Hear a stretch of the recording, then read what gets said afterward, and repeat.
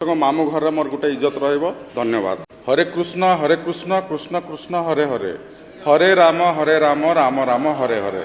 यही महामंत्र बाबद समस्ते जानी। तो मोर निर्वाचन मंडली रे बीरभाजपुर गोटे जगह अच्छी बड़ खमार, सेठी मैडम दीर्घ 80 वर्ष हला मोर जो मामू घर से गाँटा, तो मो माँ बापा से जो यंग थिले से टाइम रू से निजे देखी आ मत तो 50+ है आम भी देखुचु।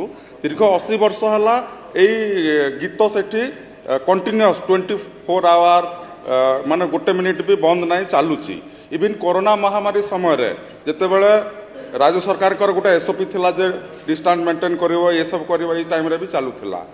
तो मो धन्यवाद देवी ऑनरेबल टूरिज्म मिनिस्टर पाताली श्रीक्षेत्र पर निज आड़ू बहुत माने चेष्टा चलैछंती, किंतु यही जगह टुकु भी पेरिफेरियल डेवलपमेंट एबे आम सरकार आसला परे ए तीर्थ मठ जगहटा आउ बेसी भिड़ होउची। विभिन्न ओडिशा सारा जे बाबद जानी आसिक कीर्तन करती आउ जानती। तो आगु गोटे पॉलिटिकल इश्यू नहीं कर तीर्थर मठर किसी डेवलप हो पारिनी। एबे किंतु आम सरकार आसला परे जेहेतु सेटा मो मामू घर सेठी से बहुत आशा करुछंती। मो रिटिन रे ऑनरेबल टूरिज्म मिनिस्टर को से पेरिफेरियल डेवलपमेंट पाई भी किसी अनुरोध करिछि। एई मठ को आम राज्य सरकार तरफ टूरिज्म क्षेत्र हिसाब रे जदि विवेचना करा जिवो सेटा मु अनुरोध करुछि। कम से कम मामू घर मोर गोटे इज्जत रहिबो। धन्यवाद। माननीय विधायक श्री पवित्र